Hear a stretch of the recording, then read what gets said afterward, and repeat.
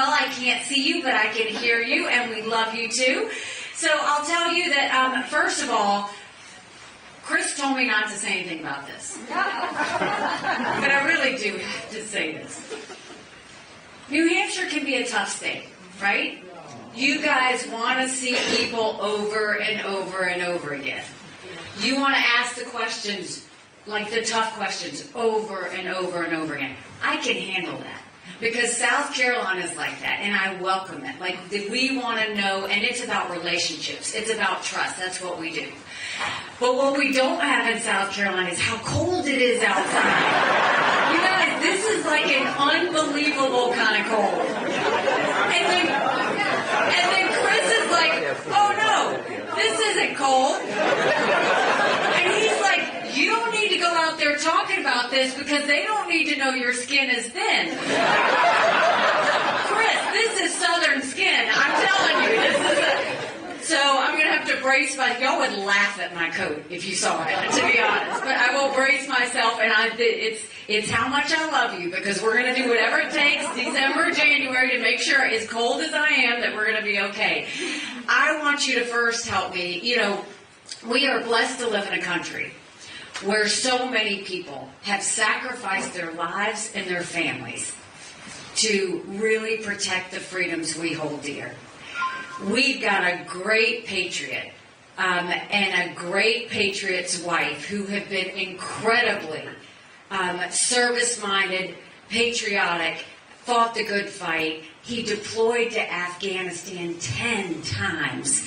And his wife, Sharon, supported him every step of the way. He is not only a great patriot, but now he's a member of your law enforcement community because he can't stop serving. Please help me thank General Don Bolduc and his wife, Sharon.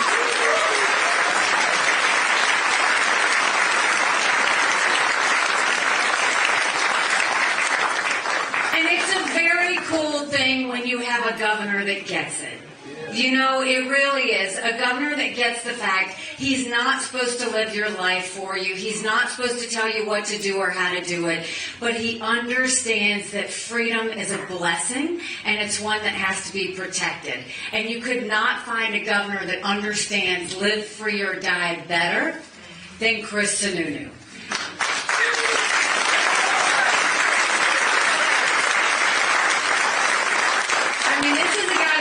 Upon himself to go protect the northern border and say, I'm going to come up with this northern border alliance so that no one is coming into our state.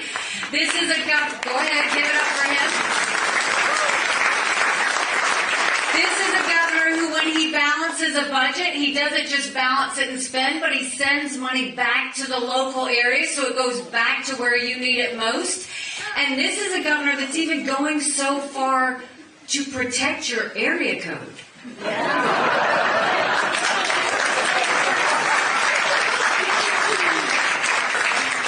like, man, that's a new one. I hadn't thought of that. Maybe I should have done more in South Carolina. We've got 3 area codes.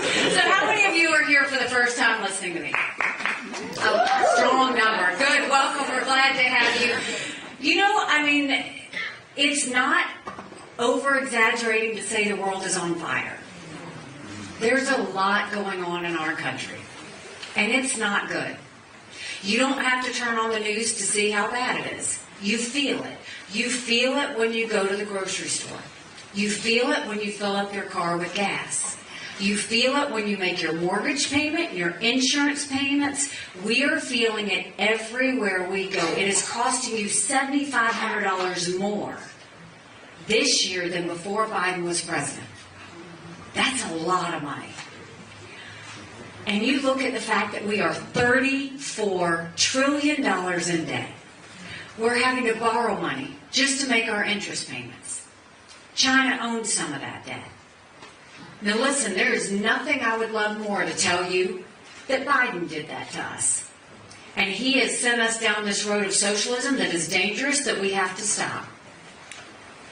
But I've always spoken in hard truths, and I'm going to do that with you today. Our Republicans did that to us, too.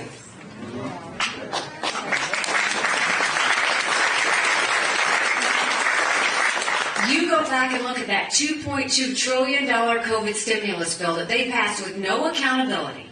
They expanded welfare that has now left us with 100 million Americans on Medicaid, 42 million Americans on food stamps. That's a third of our country. And did Republicans try and make it right? No. They doubled down and opened up earmarks and pet projects for the first time in 10 years, pushing through 7,000 of them last year. Want to know how they spent your money?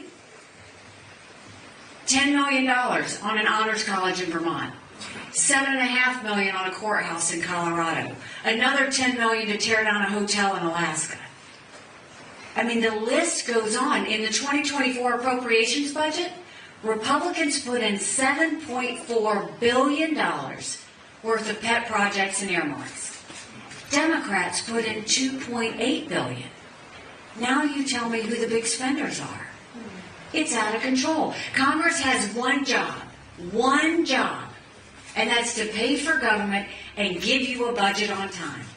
Do you know they've only given you a budget on time 4 times in 40 years? 4 times in 40 years. Don't you think it's finally time we had term limits in America?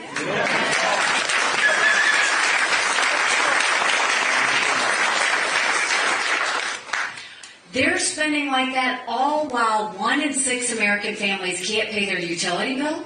60% of Americans are living paycheck to paycheck. 50% of American families can't afford diapers. Social Security will go bankrupt in 10 years. Medicare will go bankrupt in 8. You look at our education system. Did you know only 29% of 8th graders in our country are proficient in reading? 26% of 8th graders are proficient in math. Think about that. If we don't do something about that, we're going to be in a world of hurt. Then you go and you look at the border situation. I've run out of words to say how bad this is. It is a dereliction of duty, what is happening on the border. And I've been to the southern border, and I didn't pull a Kamala, go and come back. I went 400 miles down this border. You're not ready for what I saw. Mounds of clothes, mounds of shoes, paraphernalia, rape areas that the women and girls have to walk through. When you get up in the morning, you get your coffee and you watch the news. When these ranchers get up in the morning, they get their coffee and they go see if anyone died crossing the fence. They pick up whatever little kids are left behind and turn them over to Border Patrol. I met with multiple sheriffs. They said before 7 a.m. they round up whatever illegal immigrants they can find. They turn them over to Border Patrol. Border Patrol documents them and releases them until their court date years from now. And when I asked Border Patrol about their jobs, they said, you want to know what we do? We're glorified babysitters. They don't let us do our jobs. Now it's 8 million illegal immigrants across that border. We had enough fentanyl cross that border that would kill every single American last year. Number 1 cause of death for adults 18 to 45, fentanyl. And don't think for a second China doesn't know what they're doing when they send it over. And then my parents always told me, you take care of those who take care of you. I'm going to ask you if we're taking care of those who take care of us. Right now in America, 33,000 of our veterans are homeless. 1 in 3 suffers from PTSD or thoughts of suicide. We lose 22 heroes a day to suicide. If a veteran needs a doctor's appointment, on average, it takes 29 days. Why 29 days? Because on the 30th day, they can go to the doctor or hospital of their choice. So midway through the 29 days, they get a call to reschedule. And the clock starts all over again. It's shameful how we treat our veterans. So that's a lot of bad, right? It's hard to find anything good. Congress could have dealt with any one of those things, right? But what has Congress done for you lately? Aside from term limits, don't you think we finally need to have mental competency tests for anyone over the age of 75?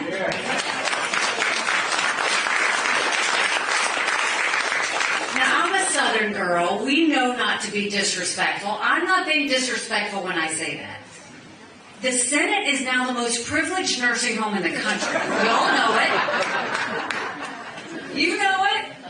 What I'm saying is, we all know 75-year-olds that could run circles around us. And then we know Joe Biden, right? We need to know that people are at the top of their game. We need to know that they're ready to make these hard decisions. These are people making decisions on our national security. These are people making decisions about the future of our economy. We can't take chances with that. But now I'm going to tell you what I told South Carolinians when I became governor. No more whining. No more complaining.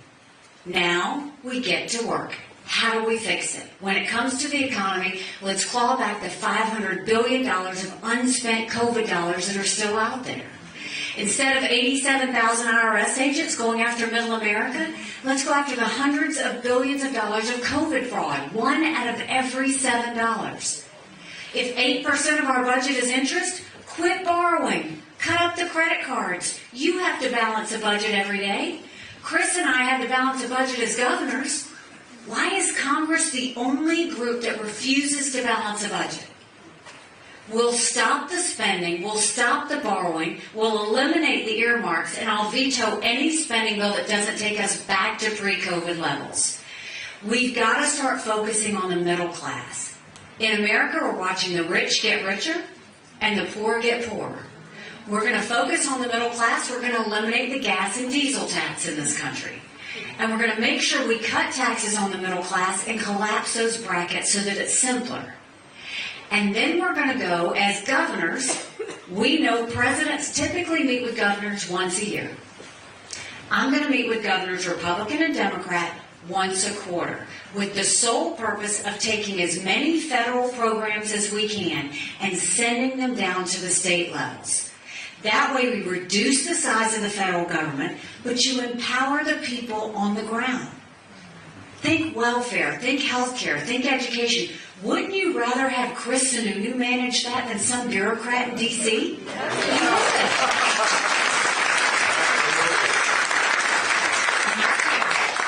That's how we'll get our economy back on track. When it comes to education, we knew in South Carolina if a child couldn't read by third grade, they were 4 times less likely to graduate high school. So we started holding our kids back. We brought in their parents and we did reading remediation programs. And we set them up for success. We have got to get our kids reading again, or we're going to be in a world of hurt 10 years from now. And no parent should ever wonder what's being said or taught to their child in the classroom. We need complete transparency in the classroom.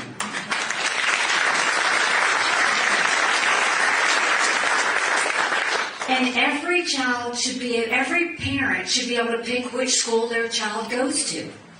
As parents, we have one job, and that's to make sure we get our kids right. We need to make sure that we are educating children because they deserve a good education, not mandating them based on a zip code. And then let's start building things in America again. Let's put vocational classes back into our high schools. In South Carolina, we put apprenticeships all over the state. We taught our kids how to build the things we were making. Let's do that and get them invested in our economy before they even finish high school. That's how we'll get them back involved in the system.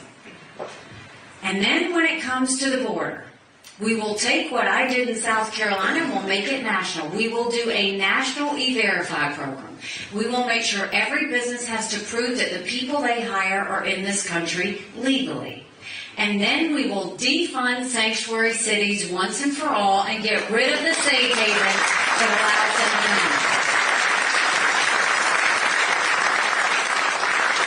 them to We'll put 25,000 Border Patrol and ICE agents on the ground and let them do their job. We will go back to the Remain in Mexico policy so that they process in Mexico and never step foot on our soil. And instead of catch and release, we'll go to catch and deport. That's how we'll fix the situation on the border. And when it comes to our veterans, we all see the tears that are shed when our veterans are deployed.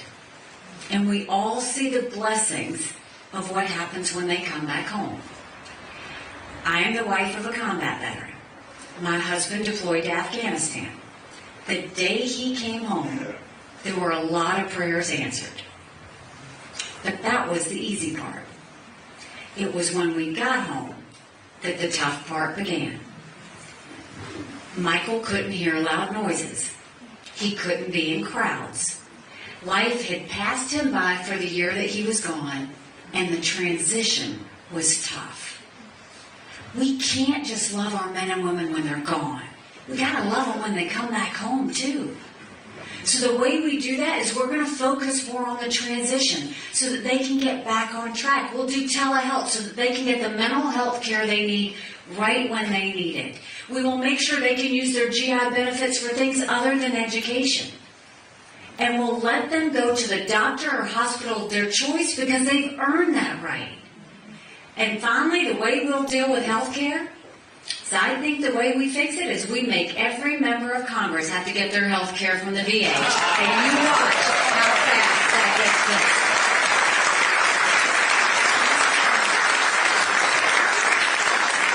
Trust me, it's going to be the best health care you've ever seen, guaranteed, I promise. So we have the solutions on the domestic side. We know what we need to do to get back on track. Now let's talk about national security. We've got a war in Europe. We've got a war in the Middle East. You've got China on the march. You've got North Korea testing ballistic missiles. But make no mistake, none of that would have happened had we not had that debacle in Afghanistan. The idea that we left Bagram Air Force Base in the middle of the night without telling our allies who stood shoulder to shoulder with us for decades because we asked them to be there. Think about what that told our friends. More importantly, think about what that told our enemies. And now we're looking at wars all around us. And what's the debate they're having in D.C.? Do we pay for Ukraine or do we pay for Israel? Do we pay for Israel or do we pay for the border? Don't let them lie to you like that. Don't let them tell you things that aren't true. Let's take them one at a time. When it comes to Ukraine, here you had, literally my best friend at the United Nations. Ukraine voted with us on everything. They were with us. Literally, if I had a press conference, they showed up without me asking. They were always in support of America. You have this pro-American, freedom-loving country that was invaded by a thug where 500,000 people have already died because of Putin. And all the Ukrainians want is to have their country back and to have their freedom back. I don't think we should ever give a country cash, ever. But giving them the equipment and ammunition to win is important. Why? Because tyrants always tell you what they're going to do. They're actually pretty transparent. China said they were going to take Hong Kong. They did. Putin said they were going to invade Ukraine. We watched it. China said Taiwan is next. We better believe him. Putin said when he's done with Ukraine, Poland and the Baltics are next. Those are NATO countries. Then we are at war. This is about preventing war. So when people say, why should we pay for Ukraine? The equipment and ammunition that we've given them is only 3.5% of our defense budget. 3.5%. The Europeans are paying more than America, and they should. It's their neighborhood. Now let's look at the other war. We saw what happened on October 7th. And I am haunted by what happened on October 7th. The reason? 5 years ago, I gave a speech at the United Nations. And the speech was, we know there are maps that Hamas has, that if they can get through this barrier, this is how they're going to kill as many Jews as fast as they can. And it happened. And this wasn't just murder. This was torture. Whether it was people being beheaded or babies burned or girls at the concert who were raped and their bodies dragged through the streets of Gaza. When their naked bodies were being dragged through the streets of Gaza, what were they saying? Death to Israel, death to America. Israel is the tip of the spear when it comes to terrorism. It's never been that Israel needs America. It has always been that America needs Israel. And God help us if we don't get this right. We should be doing three things. Give Israel whatever they need, whenever they need it, no questions asked. Secondly, eliminate Hamas. Don't weaken them, eliminate them, because they've already said they're going to do it again. And thirdly, do whatever it takes to get our hostages home. That's the focus.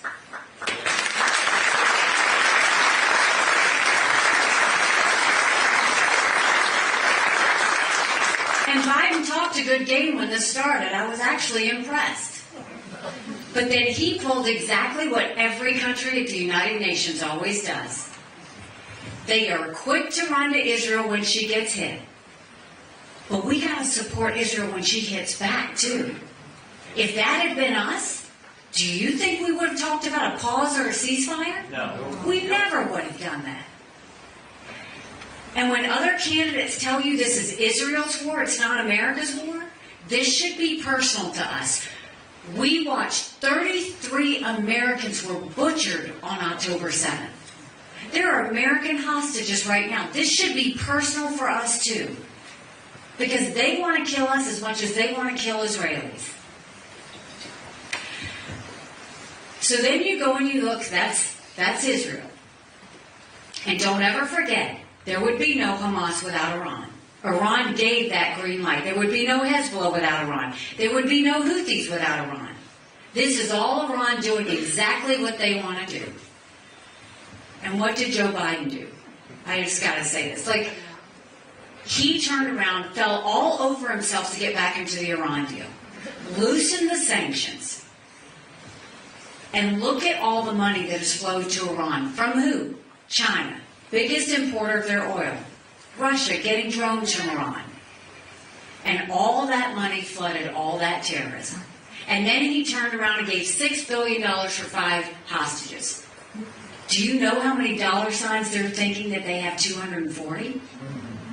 That's what they're thinking right now. Now let's go and talk about China.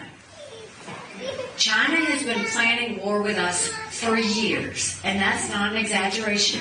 I had to deal with them every day at the United Nations. You look at what they've done, they've already infiltrated our country. They bought 400,000 acres of U.S. soil, most recently near Grand Forks Air Force Base, where our most sensitive drone technology is. They are flooding our universities with millions, stealing our research, spreading Chinese propaganda. We all got upset about the Chinese spy balloon. What about the fact that 90% of our law enforcement drones in America are Chinese? Think about the mini surveillance that's happening as we speak. They have killed more Americans with fentanyl than the Iraq, Afghanistan, and Vietnam wars combined. 75,000 Americans last year alone. There's technology that China wants that builds up their military so that they can threaten America. And the Biden administration gave them 70% of it last year. They're now up to 500 nuclear warheads. That's 100 more than they had last year. And they are building up their military at a scary pace. They now have the largest naval fleet in the world. They have 370 ships. They'll have 400 ships in 2 years. We won't even have 350 ships in 2 decades. They're doing artificial intelligence. They're doing cyber. They're doing space. They've developed hypersonic missiles. And now China's the lead developer of neurostrike weapons. Weapons engineered to change the brain activity of military commanders and segments of the population. That's who we're dealing with. I knew, unlike what Biden and Yellen want you to think that China's a competitor, I knew at the United Nations, China's never a competitor. They never saw us as a competitor. They saw us as an enemy. We've got to start looking at them the way they look at us. So how do we deal with it? There were 2 things at the United Nations that China, Russia, and Iran never wanted us to have. They never wanted us to be energy independent, and they never wanted us to have a strong military. We won't just be energy independent, we'll be energy dominant. We will take every bit of our resources and build it up even further. No more going hat in hand to Saudi Arabia or getting dirty oil from Iran and Venezuela. We will build it up, we'll stop the permitting. We'll speed up our pipelines, we'll get the EPA out of the way, and we will make sure we're more focused on making sure Americans can afford their energy than sagebrush lizards, which is what we're doing right now. And then we need to focus on what are we going to do with China. First, we're going to go back and stop them buying any U.S. soil and take back the land they already took from us. We'll blacklist all the technology that they're getting that builds up their military. We will go to every university and we'll say, you stop taking any foreign money. You either take foreign money or you take American money, but the days of taking both are over. We'll get that foreign infiltration out of our universities. And we will tell China we will end all normal trade relations with them until they stop murdering Americans with fentanyl. We have to do that. And you watch how fast they move. They need our economy. And yes, we will build up our military. Strong militaries don't start wars. Strong militaries prevent wars. But we have to modernize it. We have to get it ready for the threats of the future, not deal with wars from the past. And that means making sure we have the right equipment and ammunition that we need to win. And when we do that, that's when we'll get our enemies on our heels. But now let's go back to everything I told you when they said, is it Ukraine? Is it Israel? Is it Israel? Is it the border? There's a reason the Taiwanese want us in the West to support the Ukrainians. Because they know if Ukraine wins, China won't invade Taiwan. There's a reason the Ukrainians want us to support the Israelis. Because they know the dangers that if Iran wins, for them Russia wins. It's all connected. China and Russia named themselves unlimited partners, and Iran is their junior partner. When that happened October 7th, who did Putin call? He didn't call Netanyahu, not for 10 days. He called Hamas and invited them to Russia. And Hamas went and said, Russia is our best friend. Russia, China, and Iran are united because they all hate America. If we just did Israel, Ukraine, and the border, do you know that's less than 20% of Biden's green subsidies? So don't let them tell you, you have to pick. We pick national security. We pick protecting Americans. You do all of those things because it protects us from terrorists. That's what we do. So those are the domestic answers. Those are the foreign policy answers. But we have to end this national self-loathing that's taken over our country. The idea that people say America's bad or rotten or racist. I was elected the first female minority governor in history. America's not racist. We're blessed. Our kids need to know to love America. They need to be saying the Pledge of Allegiance when they start school every day.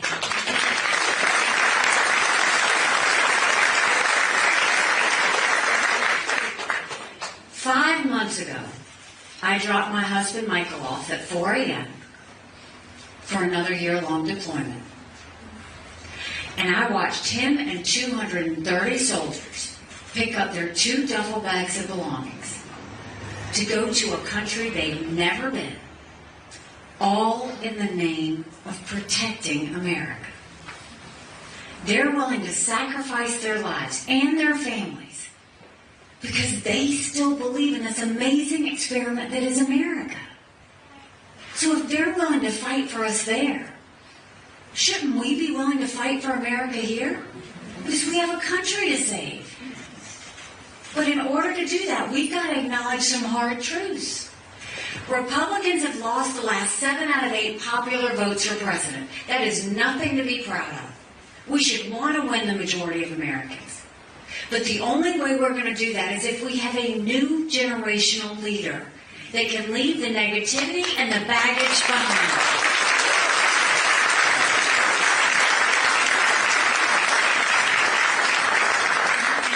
And here's another hard truth.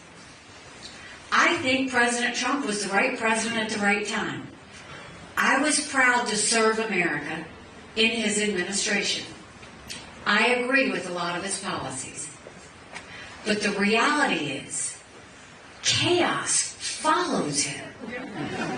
You know it. Rightly or wrongly, chaos follows him. And when we've got an economy out of control and we've got wars around the world, we can't afford any more chaos.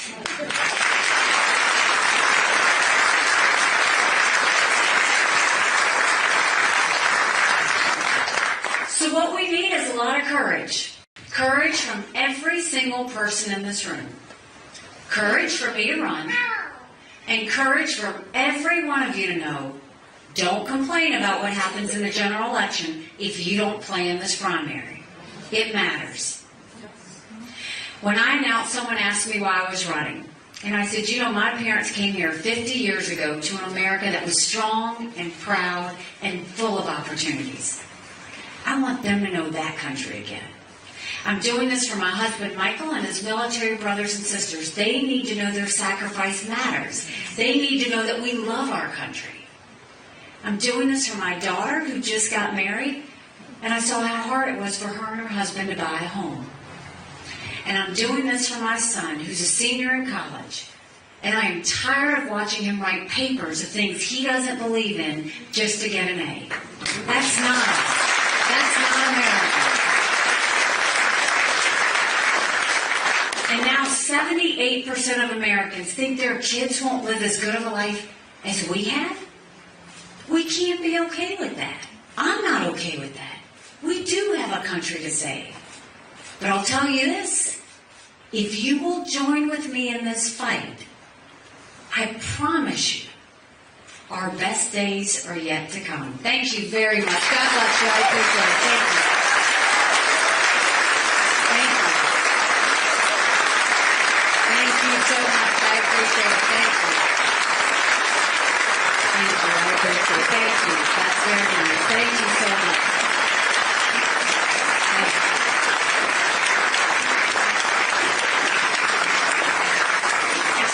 Thank you. Now, y'all have been so nice to listen to me. We're going to turn the mic on you. We're going to open it up for questions. We've got two guys here with the microphones. Raise your hand high, and they will come find you. There's nothing I won't answer. You may not like my answer, but there's nothing I won't answer. Okay, here we go. What will you be doing with Social Security? Good question. Social Security. If we know Social Security is going bankrupt in 10 years and Medicare is going bankrupt in 8, every other candidate has said they're not going to do anything with it. Well, let me tell you where that leaves you. A president that goes in and after 8 years they leave and the system is bankrupt. That is not what we're going to do. What we are going to do is we're going to reform it. But that doesn't mean we touch anything that you have put in. It doesn't mean we hurt you. America always has to be a country that keeps her promises. So what that means is we go to those like my kids in their 20s, those coming into the system, and we say we're going to change the way retirement works. We're going to change Social Security for you. We raise their retirement age to reflect life expectancy. Instead of cost of living increases, we do increases based on inflation. We make sure we limit benefits on the wealthy.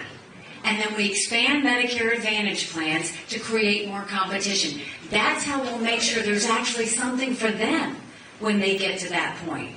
So we have to deal with it, but we'll deal with it in a way not by putting our head in the sand. We'll deal with it in a way that makes sure that we take it on head on to make sure that it's healthy and ready so that you don't have to worry about it going bankrupt. Yes, sir. Good afternoon, Madam President. Nice to see you. From your lips to God's ears. I'm with you on Ukraine. What I find talking about, most people don't understand what Ukraine did with their nuclear deterrence based on maybe if you use the bully pulpit to tell people about that. That's a great point. So, why does this kind of hit a nerve? When I said America should keep her promises. Years ago, Ukraine had nuclear arms.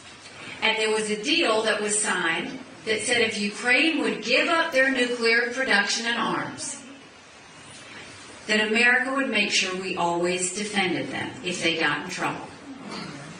What's happening now? No one's talking about that. You know who is talking about it? Ukraine. Because they did it based on a promise by America. And once again, I'll say, America can never be so arrogant to think we don't need friends. Because on September 12th, we needed a lot of friends.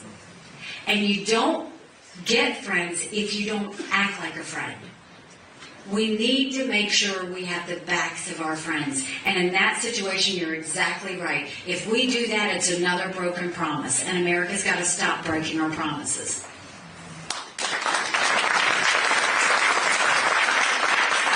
If elected, how would you address climate change? Good question. Climate change. So first of all, without knowing your political affiliation in here, we all want clean air, right? We all want clean water. We all want to know that we're going to leave a world in a good place for our kids and our grandkids. That's a given. So the question now is, how do we do it? And the way we do it is we have to, again, acknowledge some hard truths. America has always done a great job constantly focusing on cutting emissions. I saw as governor, we'd have companies come in and they would always build green buildings, not because I gave them incentives to do it, but because they wanted to be good stewards. And so now we see a situation where we've got emissions that we do need to focus on. But put the blame where the blame belongs. The biggest polluters right now in the world are India and China. And when I was at the UN, we got ourselves out of the Paris Climate Agreement. Why? Not because we didn't care about the environment, but because we did care about the environment. Because America had put all these regulations on ourselves to be a good steward of the environment. And you know what China's plan was? They would deal with it in 10 years. I can promise you, 10 years never comes. You look at all the coal production that they are doing, they haven't even stalled it. They continue to build coal plants constantly, and no one is stopping them. So the reality is, we need to get with the world and say, look, China and India are the problems, and they have to start doing something to reduce their emissions because they're not doing it. And Biden just met with President Xi again, and they talked about the weather. And they talked about how they were going to do right by the environment. But what was the deal? The deal was that Biden would stop sanctioning their police institutions, which allows them to do human rights abuses against the Uyghurs, if we would go and basically loosen things up for them so that they could not have to have those sanctions, and they would start working on the environment instead. And they would not only do that, they would start working on the fentanyl flow. First of all, every one of those companies that does the precursors that sends over fentanyl, China could stop it like that. They control every company and they could stop it. When it comes to the environment, China said, we'll start talks. I did talks with them every day at the United Nations. They are not going to do anything about the environment. That's where our focus needs to be. And then we can focus on transitions. There's a lot of innovation that is really focused on capturing emissions. We can start doing that, but you can't do it with the Biden approach of let's put electric cars all in place by 2030. Because the reality is, all those green subsidies that he did, and saying you're going to do electric cars by 2030, number one, even if we all did it, which it's proven Americans don't all want electric cars, the infrastructure's not there. We don't have enough, and it's not just charging stations. Electric cars are heavy. Our roads and bridges couldn't handle it if everybody suddenly started driving an electric car in 2030. So we will have conversations about the environment. We'll talk about transitions, but we'll do it in a way that doesn't harm Americans and actually puts it on the backs of those that are the big polluters in the world.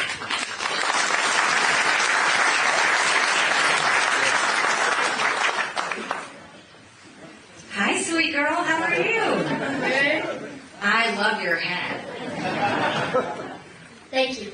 One of your guys gave it to me for free.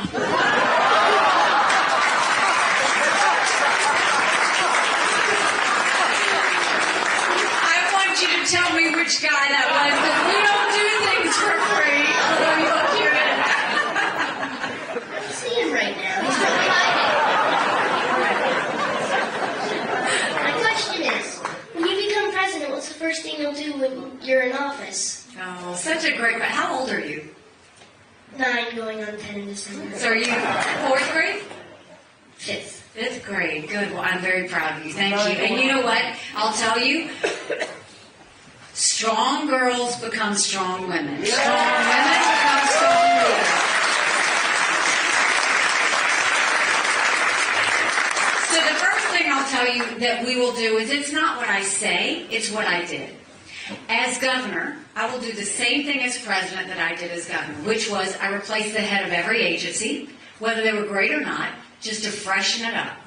Then I sent people into every agency to clean it up, pull down old regs, pull down bureaucracy, get rid of problem children, really going after getting to the mission of the agency. Then I gave them all 90-day benchmarks. They had to start proving a return on investment to the taxpayers. So every 90 days, they had to show the taxpayers what they were doing in that mission. And then we saw they were spending for the sake of spending because they wouldn't get the same amount of money the next year. So we put every bit of their spending online so that everybody could see it. And then we started incentivizing them to give money back to the taxpayers. And they started to compete. And magic happened. So what we will do is we will get them focused back. And the other side of it is, as a leader, you should control what you can control first. If I set the tone with my agencies, that's going to set the tone for Congress. And they're going to know that our agencies are getting to work, so guess what? Congress has got to start working too. That's how we'll start. That's the first thing we'll do. Yes, sir. You briefly mentioned Trump and the chaos that follows him. What's your plan for the Justice Department, the corrupt Justice Department and the FBI? So when I said I went into those agencies as governor, some agencies we tweaked, other agencies we gutted. You look at what's happening in the intelligence agencies, their mission is completely off. I honestly think we're going to have to gut the intelligence agencies and gut the Justice Departments because, one, the intelligence agencies, when they get more politically focused than they do mission focused, look, we've got threats all over the world. Yes, sometimes I'll tell you, Democrats can feel like a threat. But the reality is, that doesn't mean you pick on other parties. We don't do that. We focus on foreign entities. We focus on the threats abroad. We make sure we're keeping Americans safe. If they're distracted over playing politics, they're not keeping us safe. And the Justice Department, like we've watched this, and we'll find out whether there's something on Trump or not. I don't know what it is. You're innocent until proven guilty. But I will tell you this, you can't deny the way they've treated the Bidens and the Clintons is very different than the way they've dealt with the Trumps. And we've got to make sure we clean that out. And literally calling parents domestic terrorists, you know they're completely off focus with that. Where are you, Andrew? And I'm right over here. Sorry. Oh, there you are. Okay.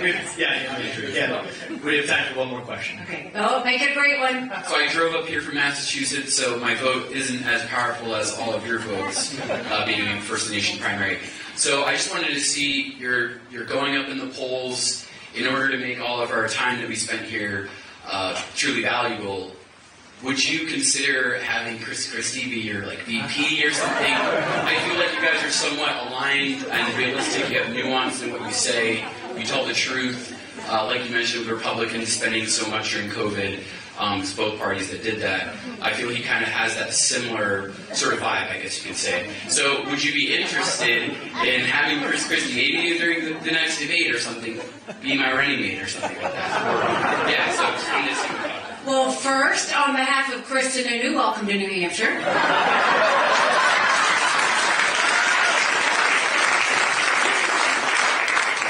The reality is that I haven't even thought about a vice presidential candidate, but I can tell you what I know I want.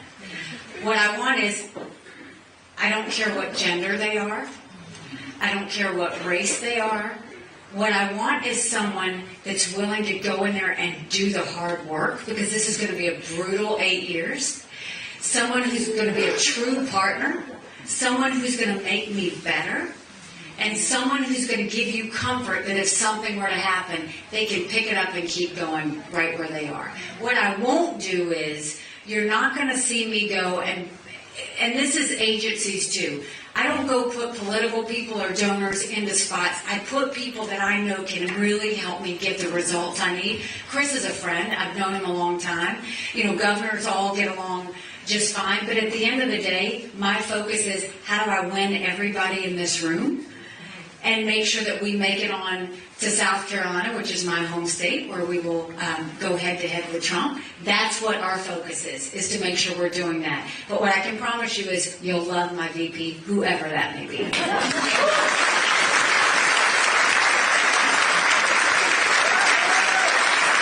you. So I will leave you with this. First of all, thank you for taking the time to come out. I would tell you on whatever morning it is, but I don't know what day it is. But thank you for taking the time to come out. Look, we have a country to save, and this is what I will tell you. If you like what I had to say today, go tell 10 people. Go tell them to go to NikkiHaley.com. Go tell them to volunteer. Go get a yard sign. Go tell them to get involved in a way that really means something, because we can do this. I trust you. I trust Granite Staters to get this right. If you don't like what I've had to say, shh. Don't tell anybody you were here. And make sure you just don't mention it at all. God bless you. Thank you very much.